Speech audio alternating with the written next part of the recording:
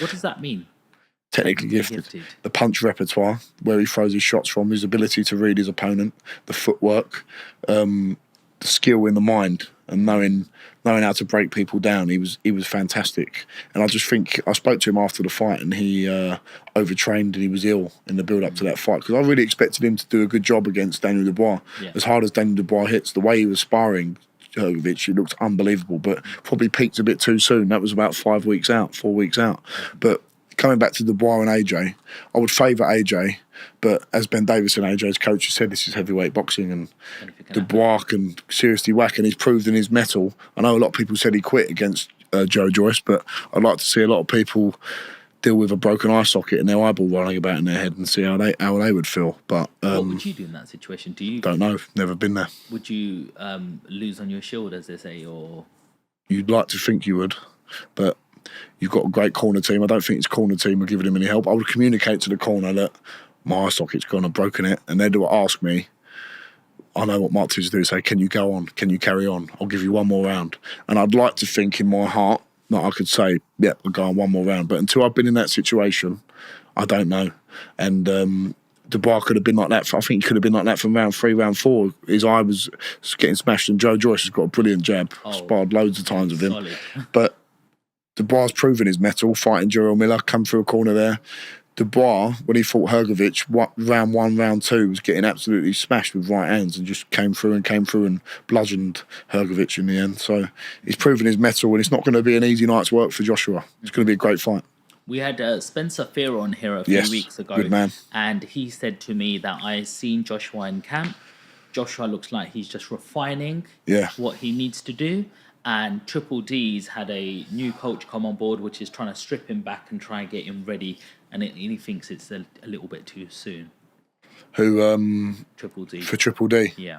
But the thing is, he's fought. He probably.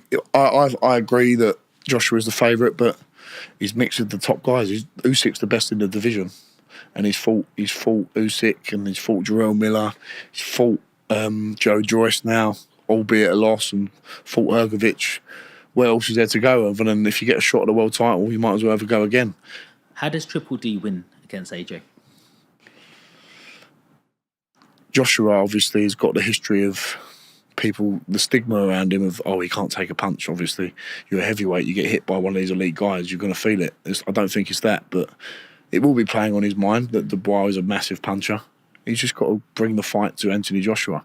He's got to take a few risks in an educated way, and be the aggressor in the fight, not sit back too much. And Dubois got brilliant feet. He comes in a few inches in range, few inches out, and he's very good at counter right hands. If you just lean in a bit too much over your front foot, he will sting you with that backhand. And it never drops me, but it will shake you to your boots if it hits you. Have you ever sparred with AJ?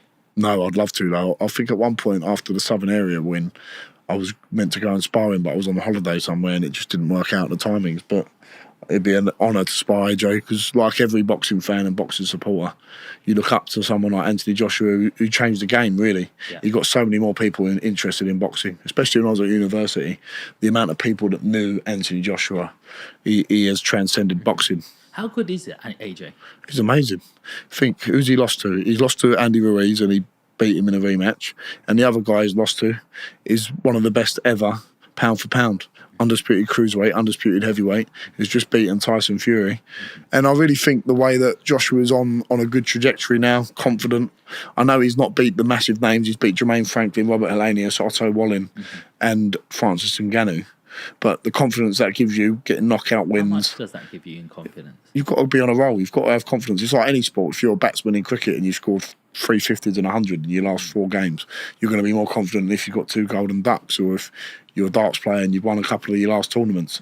Momentum in sport, momentum in life is a massive thing. So Joshua will be on a high, and if he gets the call to fight Usyk again with his new training team, Ben Davison, the great coach, I think he'll be confident in winning that fight, but it's a tough ask. How important is it to stay active in boxing? Because I see you just fought in February. Yeah. You recently just fought where you just boxed July. That guy. Yeah, and I want to fight again very quickly. You want to fight. You want 2 more fights by the end of the year. Like, I don't see heavyweights that active. Yeah, it's really important to fight regularly, I think. Why don't they?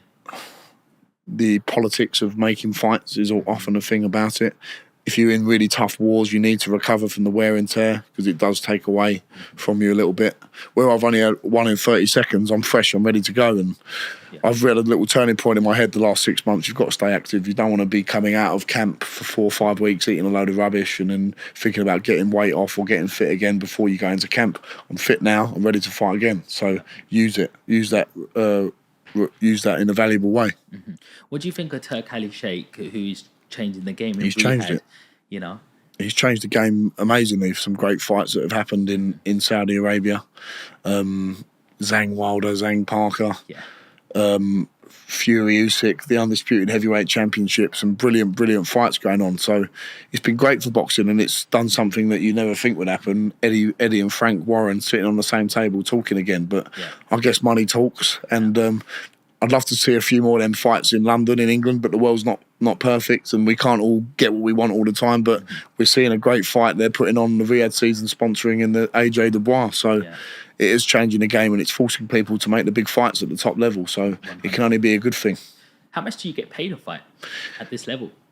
It depends how many tickets you sell. What sort of bracket will you be looking at? Somebody's at home going, shall I become a boxer? I've got a bit of power. Maybe I should train. After 10 fights, where would I be at? What would I be getting paid? I don't want to share that because it's not respectful to other guys who are boxers who are coming through. Because I'll tell you something about earning purses in boxing. You can box for your first 5-10 fights and fight on small hall shows, and you can be losing money. Boxers pay their manager, they pay their promoter, they pay to have the opponent come and fight them. Then they've got to pay the house or the promoter of these small hall shows to then put their to put the show on, put them on the show, and then whatever's left of their ticket money, they split with the promoter. So just say that could cost £5,000, £6,000, £7,000 for a 4-6 round fight. So not a big fight to get a journeyman in, pay your promoter manager. Then you could sell 200 tickets. That might cover 80% of the purse of the fight, of 80% of setting the fight up. But then you've got to give half of that to the promoter of the fight. So you might have £3-4 grand to put towards that £7 grand bill.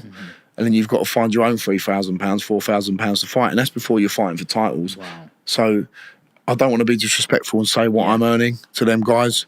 I'm earning I'm very lucky to be earning money out of boxing. I was able to earn money from the very beginning when I was fighting on Matchroom's cards, but I understand a lot of small hall fighters out there haven't got that luxury, and there's some very, very talented ones out there.